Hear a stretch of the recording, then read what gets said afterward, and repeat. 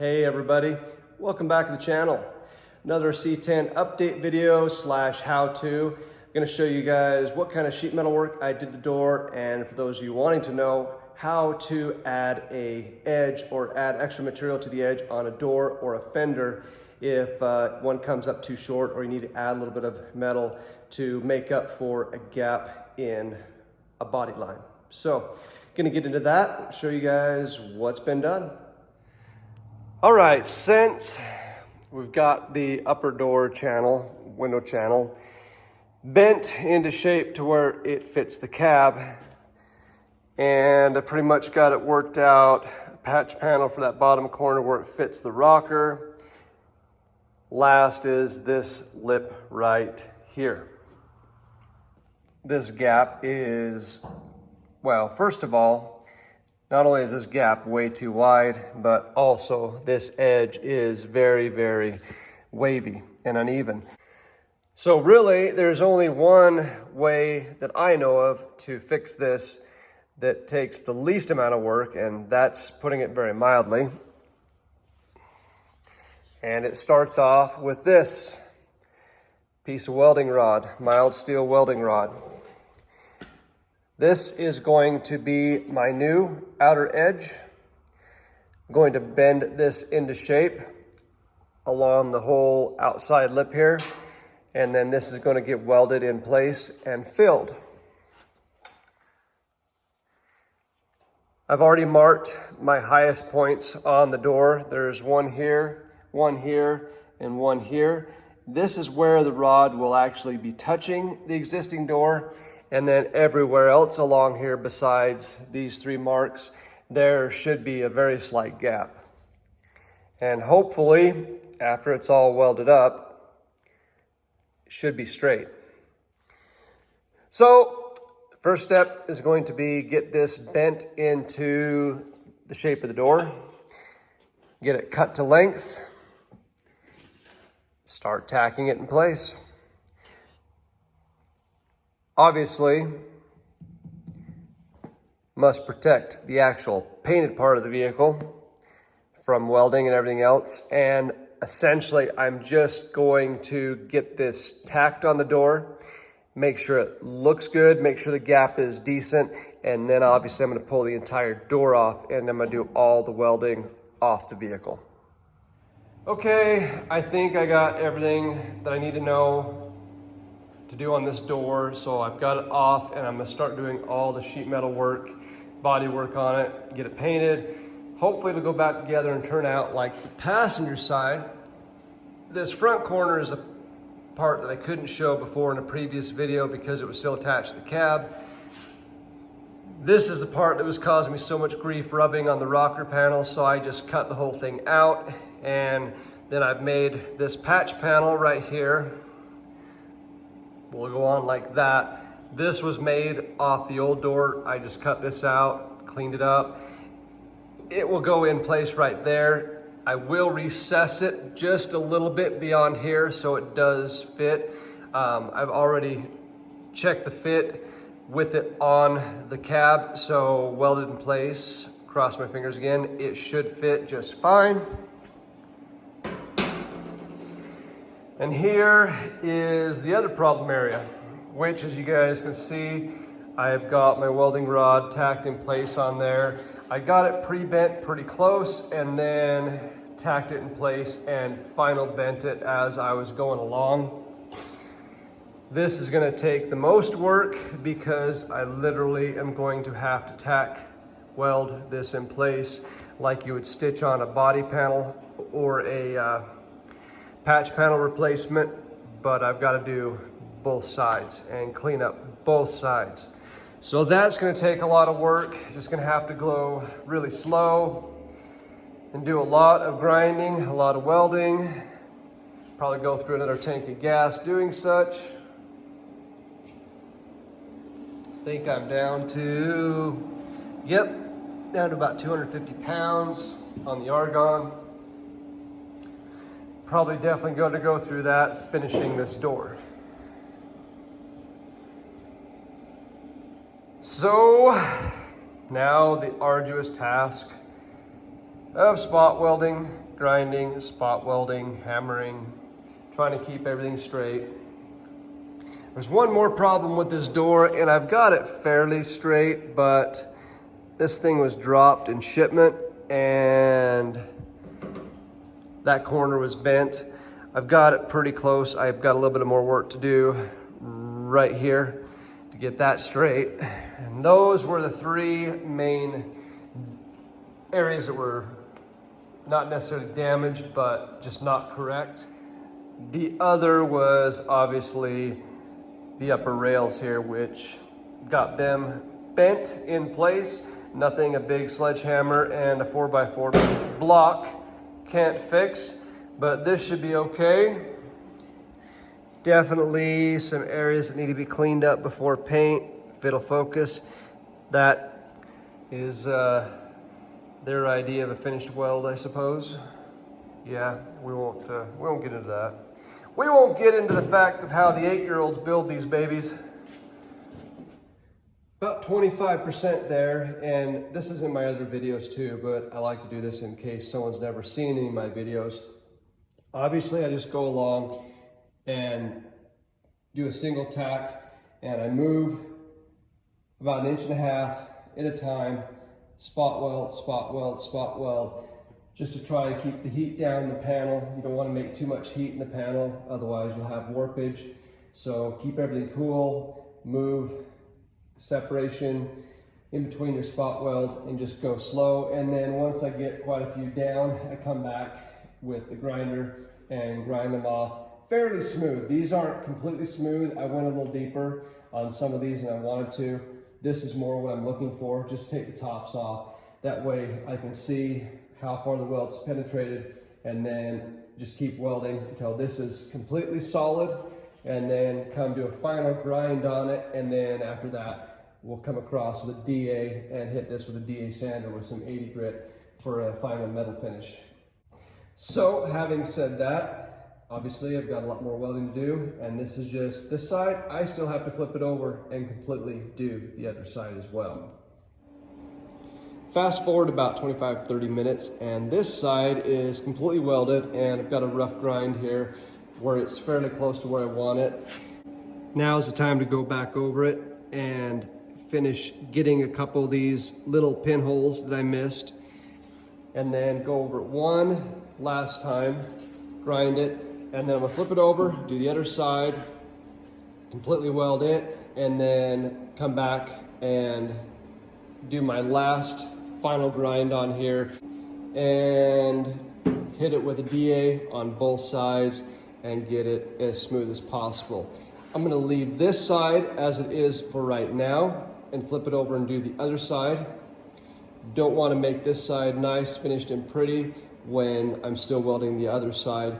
So I'm gonna do the other side first, and once it's done, then I'll do my final grind on this side and hit it with the DA, and it should look fairly good. So far, I don't see really any warpage. So if you go slow, keep the heat down, really shouldn't be much warpage at all, not to mention because there is backing piece, the reinforcement, and how just this whole edge is pretty strong. It's probably not going to warp on you, but you always just want to go slow. Take your time when doing any welding with sheet metal. Slower you can go, the cooler you can keep the metal, the less likely you are going to have any warpage. Also, one last tip. I like to go ahead and mark my panels with little notes just to point out areas that still need work. And then I can always come over here with some lacquer thinner, brake cleaner, wipe this off and erase my notes. But this always reminds me of what still needs to be done. And that way, hopefully I don't forget anything before you start doing the body work on this. So little reminders of what needs to be done helps out a lot when doing the sheet metal work too. Okay, I'm going to show you guys the ugly side first. This is about an hour later of more welding and grinding, welding and grinding. Obviously you can see some gaps Need to come back and finish that up just a little bit. There's a few little gaps in the metal. The bottom down here looks a lot better, but there's still some gaps. Flip this thing over after I finished welding it and done a final grind on it. And I've also hit this with some 36 grit or 40 grit, I can't remember which, with the DA, basically to take the edge down and get it as smooth as possible. I'll actually feather this out more and take this all off to do the entire panel with filler and take that down. But for right now, I just want to see how the edge looks. And it turned out pretty good. There's a couple of little pinholes still in a few little areas, but overall, it's pretty good. There is a little bit of a spot right here, a little high spot right here, and right here that I need to take those down just a little bit to get this edge nice and flat. Okay, so I've got all the metal work done on the driver's door, and that includes welding in the pocket that I cut out from the other door to put in this door because of the fitment issues with the rocker panel.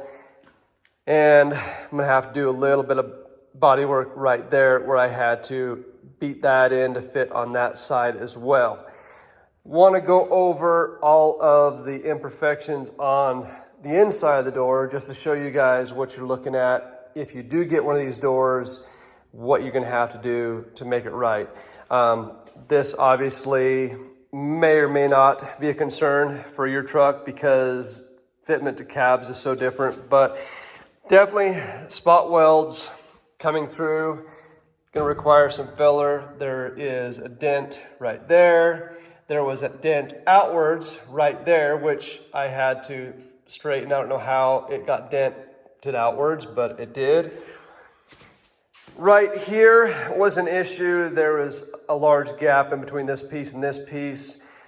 I figured the best way to fix this, especially with the weather stripping going across here, was to fill that with weld, which I did, and then ground down. Fix the issue right here with the weld. There's a dent here. And there is some waviness in the stamping there that's got to be fixed. And that's about it for this side. Oh, I did tap this down a little bit right there and grind that smooth to match the factory door on the passenger side.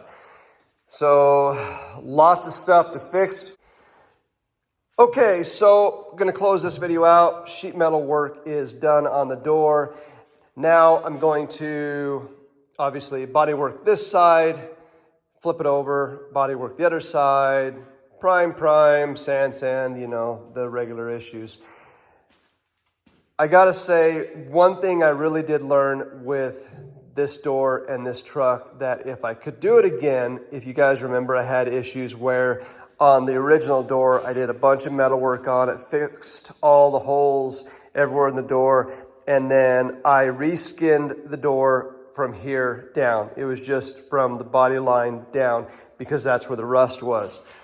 If I had to go back and do it again, what I would have done is just reskinned the whole door.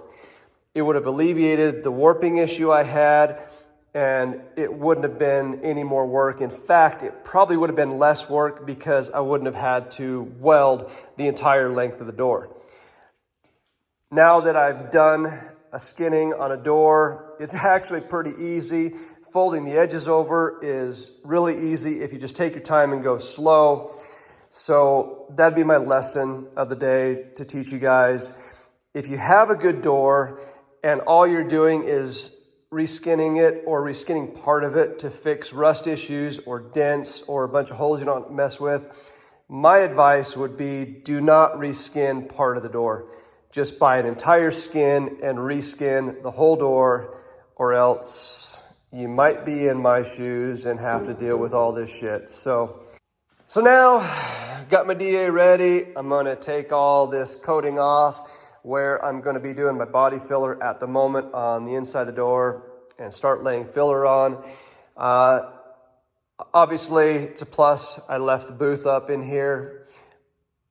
By the time I get off work in the winter now, it's nighttime, it's cold out, so I'll just make a mess in here, keep the dust localized to this area of the shop, and get this thing body worked. So that's it for this video. Next video coming up, we'll probably be getting into the body work of the door, which process has moved along quite nicely. That will probably be in a future video, but for those of you that stayed to the end of my video, I just want to say, hit the 1,000 subscriber mark. Thank you everyone who subscribed. I greatly appreciate it. It means a lot to me, really does. First milestones are always great to get out of the way. And also for those of you guys that have watched the end of the video, little extra something, more of a trivia. I'd like to know if you guys know what this came out of. I have an idea. I was told what it came out of, and I picked it up from a relative's house as they were cleaning out their shop. Nobody wanted it, and I said, that's cool. I'll take it. For those of you who don't know, that is an engine piston. And it's about 500 to 600 pounds. And yes, it was a pain in the ass to move, but I got it here in my shop. I have no idea what I'm gonna do with it. But like I said, I thought it was cool, and I knew if I didn't take it, it would probably just end up being melted down as scrap, so now it's mine to do something with. So if you guys know what that's out of, bore diameter is just over 14 inches. Let me know in the comments. I'd like to hear what you guys have to say. Until next time, we'll see you guys on a future video. Goodbye.